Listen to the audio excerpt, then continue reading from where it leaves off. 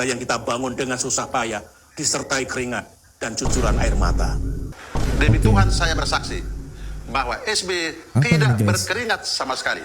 Apalagi berdarah-darah, sebagaimana pernyataannya di berbagai kesempatan. Tapi perbuatan kepemimpinan yang membuat dia dikenang sepanjang perjalanan manusia. Dan dikenangnya bukan karena barang yang ditinggalkan. Ada bangunan yang ditinggalkan? Ada. Jembatan? Enggak. Orang ini bukan teladan sejarah, melainkan pembodohan yang dibungkus retorika moral. Betul. Dan jelas diarahkan pada kepemimpinan hari ini. Pasti diarahkan di pemimpin negara ini. Baper lagi. Mantan jenderal kok baperan dan akan melaporkan atau mensomasi akun-akun yang sudah mengganggu kinerja beliau. Terus apa kabar dengan Pak Jokowi yang difitnah dari tahun 2014 ya? Kalau ijazah tanda bukti orang cerdas, nggak mungkin hambalang mangkrak di era SBY. Nggak mungkin pula Indosat dijual. Seorang khalifah yang dikenang sampai sekarang. 14 abad kemudian kita masih sebut Umar bin Abdul Aziz. Hanya 3 tahun memimpin. Itu dia, Umar bin Abdul Aziz diingat 14 abad, padahal hanya menjabat selama hampir 3 tahun. Tidak sampai 3 tahun. Jadi dia tidak butuh 2 periode. Dia tidak butuh 3 periode. Nggak butuh. Karena dia tahu. Selalu ke sana. Arahnya selalu bukan ke sana, masa guys. jabatan yang menentukan, tapi perbuatan kepemimpinan yang membuat dia dikenang sepanjang perjalanan manusia. Dan dikenangnya bukan karena barang yang ditinggalkan. Ada bangunan yang ditinggalkan? Ada. Jembatan? Enggak. Wis nyebut nyatol gitu loh. Zaman itu belum ada cepet kalau begitu ya. Oke. Ya. Nah, itu contoh bagaimana kepemimpinan itu bisa dikenang sepanjang masa. Mudah-mudahan kita akan dapat lagi seperti Umar bin Abdul Aziz. Kelihatannya siapa, tinggalnya di mana, orang tuanya siapa, tapi demi Allah saya sampaikan, beliau juga pasti nggak kenal dengan saya. Saya akan mengkritik beliau ini karena apa? Narasinya melenceng jauh dan terindikasi condong ke kafiran. Karena apa? Karena tidak sesuai dengan kitab-kitab dan undang-undang di negara kita. Ini agak panjang ya apa yang nanti saya sampaikan. Kalau sekiranya penasaran silahkan disimak sampai video ini selesai. Dan kalau cocok ya di share, di like. Ya kan? Kalau sekiranya nggak sesuai dengan hati pemirsa, sesuai nurani, silahkan di scroll saja. Jadi gini, orang ini bukan teladan sejarah, melainkan pembodohan yang dibungkus retorika moral. Dan jelas diarahkan pada kepemimpinan hari ini. Pasti diarahkan di pemimpin negara ini. Meski tidak pernah berani menyebut nama, tapi kalimat-kalimat seperti ini sering membuat sebagian orang berteriak. Wah, cerdas banget abahku. Padahal jika dibedakan secara rasional, narasinya ini loncat jauh, konteksnya melenceng jauh. Salah logika dan menyesatkan. Dia menggunakan perbandingan kepemimpinan Umar bin Abdul Aziz untuk menolak periode kepemimpinan di Indonesia. Ini adalah salah konteks, salah logika, dan salah niat. Tahu nggak? Umar bin Abdul Aziz itu adalah teladan akhlak dan integritas. Bukan alat propaganda untuk menghiburi sistem demokrasi modern saat ini. Indonesia itu adalah negara demokrasi dengan mekanisme periode sebagai pembatasan kekuasaan. Bukan ambisi kekuasaan. Jadi konsepnya dari awal itu udah berbeda gitu loh guys. Ya kalau demokrasi kan memang ada periodenya ada gitu loh. Masa ya presiden mau menjabat berapa periode, itu berapa tahun nggak ada kan lucu ya kan. Namanya juga demokrasi ya kan. Kalau nggak ada kan berapa tahun nanti ya. Dikasih perbandingan sama yang tidak sesuai dengan kondisi saat ini. Gimana itu? 1 atau 2 periode soal ingin dikenang, tapi soal menuntaskan amanah rakyat. Itu loh. Paham ya sampai sini ya. Dalam konteks saya sebutkan Presiden Joko Widodo, Presiden ke-7, saya sebut namanya. Banyak kebijakan justru baru terasa dampaknya setelah waktu berjalan. Pembangunan infrastruktur, konektivitas antar wilayah, ya kan, reformasi layanan publik dan pemerataan pembangunan. Hal-hal yang seperti ini tak bisa diukur dalam hitungan tahun, apalagi dibandingkan dengan sistem abad ke-7. Beda jauh. Bagi negara kepulauan seperti Indonesia, meninggalkan jalan, jembatan, pelabuhan, dan layanan publik bukan bertentangan dengan keadilan. Justru itulah keadilan paling nyata. Memaksakan perbandingan tanpa konteks bukan teladan sejarah, tapi manipulasi logika. Narasi beliau ini memang indah di telinga, merangkai kata-kata, ya kan? Tapi keliru secara metodologi dan menyesatkan secara konteks. Pertama, data sejarahnya dipelintir secara implisit. Umar bin Abdul Aziz itu memerintah dalam sistem monarki absolut, bukan demokrasi modern. Nah, Di sana itu tidak ada pemilu, tidak ada oposisi, tidak ada DPR, dan tidak ada pembatasan kebijakan oleh koalisi politik. Satu keputusan Umar langsung menjadi kebijakan negara. Bandingkan dengan presiden hari ini, setiap kebijakan terikat regulasi anggaran, hukum, dan kompromi politik. Menyamakan dua konteks ini adalah kesalahan logika serius, false equivalent. Yang kedua, soal klaim tidak butuh 2 atau 3 periode. Data tata kelola modern justru menunjukkan sebaliknya. Gitu. Reformasi pendidikan itu 10 sampai dengan 15 tahun. Reformasi birokrasi, lintas periode infrastruktur, dan pengentasan kemiskinan. Efek jangka panjang tidak ada satupun negara modern yang membangun sistem kuat hanya dengan satu masa jabatan simbolik. Yang ketiga ya, gak tuntas. Selain tidak meninggalkan bangunan, itu adalah romantisasi sejarah. Umar bin Abdul Aziz itu meninggalkan reformasi pajak, distribusi zakat, terpusat penerbitan harta negara di semua adalah kebijakan struktural, bukan sekedar niat baik. Dalam konteks hari ini, kebijakan struktural berarti undang-undang, anggaran, dan lembaga, dan tanpa keberlanjutan kekuasaan. Kebijakan mati di tengah jalan. Waduh. Itu pasti. Ya. Nah, ini merupakan apa ya, kritik yang tepat sih.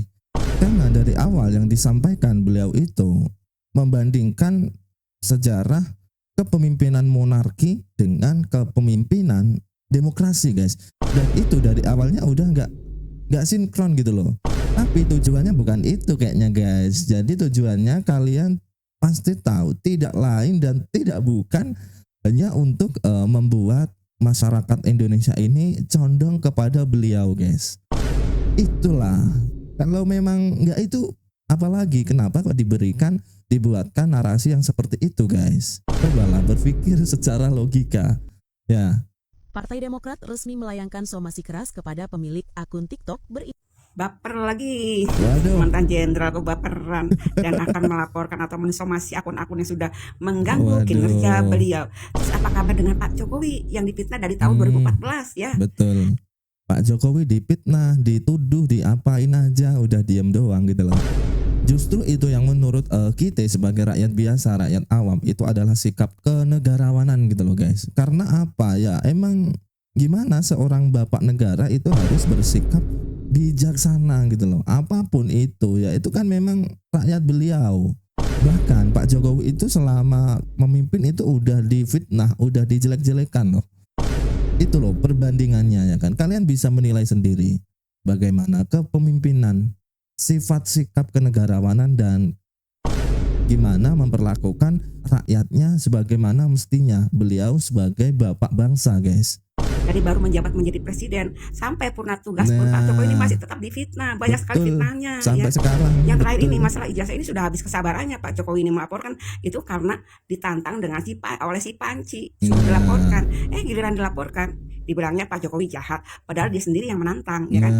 Tak layani kan. Bagaimana gitu dengan kan. Pak Jokowi Pak SBY ya, dari tahun 2014 dibilang ibunya palsu, PKI ya, terus korupsi, OSISI Arfi seperti itu. Betul. Ini baru dicurigai seperti itu langsung baper. Terus bagaimana masyarakat ini tidak curiga ya? Orang-orang yang menyerang Pak Jokowi ini kebanyakan dari Partai Biru seperti Ruslan Buton, Dini Akarman, Sukan Palal. Itu kan orangnya itu kan orang-orang Demokrat. Wajar kalau masyarakat ini curiga ya. Lucu si Bapak Jenderal ini, bukan Bapak Jenderal lagi sekarang ya, mantan jenderal ini memang dari dulu ini orangnya baperan, sedikit-sedikit konferensi pers, sedikit-sedikit lapor. Waduh. Apa kabar dengan Pak Jokowi yang difitnah dari tahun 2014 sampai purna tugas? Betul. Partai yang kita bangun dengan susah payah, disertai keringat dan cucuran air mata. Saya dan para pendiri beserta para senior partai adalah pelaku sejarah Partai Demokrat. Saya menyatakan bahwa di dalamnya perjuangan para kader dari Sabang sampai Merauke bersusah payah, bekerja keras, tidak mengenal lelah dan waktu untuk bekerja bersama-sama meloloskan Partai Demokrat pada verifikasi KPU sehingga menjadi peserta pemilu 2004. Demi Tuhan saya bersaksi bahwa SBY Apa tidak ini, guys? berkeringat sama sekali, Waduh. apalagi berdarah-darah, sebagaimana pernyataannya di berbagai kesempatan. Waduh. SBY bergabung dengan Partai Demokrat setelah lolos verifikasi KPU dengan memasukkan almarhumah Ibu Ani Yudhoyono sebagai salah satu wakil ketua umum. Waduh. Nah, tadi adalah statement Gimana yang nih? dikeluarkan oleh Pak SBY dan teman dan kader-kadernya. Dan ini saya ambil dari Voxantara News ya. Dan ini apakah betul atau hoax? Saya juga nggak tahu. Ya, Pak SBY muak akan kasus ijazah Jokowi. Siapkan jalur hukum. Wah. Andi Arief sebut SBY terganggu akan kasus ijazah Jokowi bawa namanya. Yang saya tahu teman-teman, Oke. Pak Jokowi tidak pernah menyinggol nama Pak SBY. Betul. Pak Nggak Jokowi pernah tidak pernah bilang. membawa nama Pak SBY. Sama sekali. Bagaimana dengan Pak SBY yang menyinggol Pak Jokowi ini? Dan ini saya ambil dari Voxantara. Ya, teman-teman bisa nilai.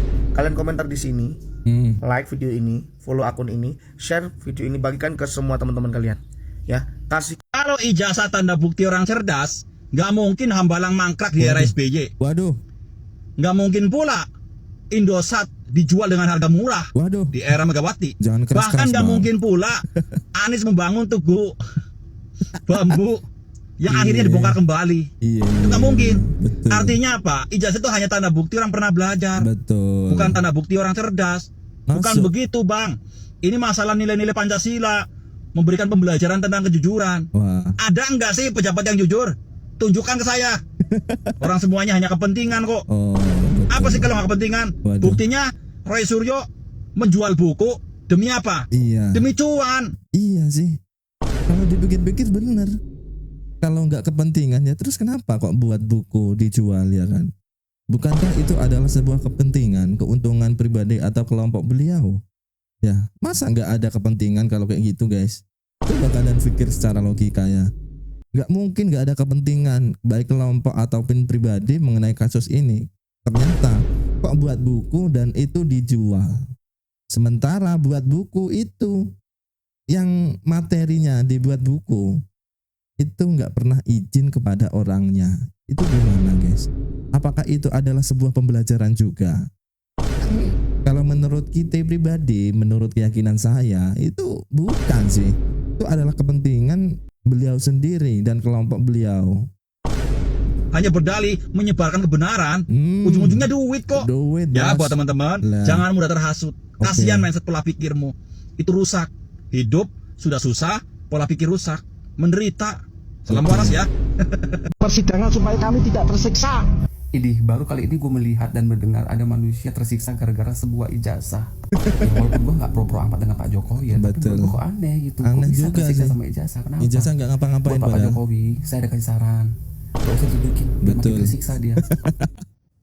Bagi Beyond Thinking, Oh, itu salah satu beyond thinking. Guys, baru kali ini Waduh. ya Aiman beserta narasumber yang ada di situ nggak ngerti maksudnya dari Tifa, muter-muter koyo gangsing, munyer di mana pernyataan ya sama narasinya Nggak. ini kok nggak match, ngomongnya ngelantur Nggak kemana-mana. match. Kamu tahu nggak sih apa yang dikatakan Tifa beyond thinking? Kata-kata beyond thinking terus dimatchkan dengan kata-kata yang lain, itu gak match banget gitu loh. Artinya tahu nggak sih beyond thinking itu? Jadi Gimana, beyond Bu? thinking itu Kasih paham, kita Bu. itu berpikir melampaui batas, melampaui logika. Ah, iya. Kan dia ahli prediksi tuh. Dia kan ahli nujum tuh. Nah, makanya dia berkata ya menggunakan istilah beyond thinking. Ngeri, Padahal kata-kata beyond thinking Ngeri, dengan ngeri. kalimat sebelumnya iki gak match blas. Hubungannya opo aku juga gak ngerti. Oke. Berarti gak aku aja ya yang bingung dengan kata-katanya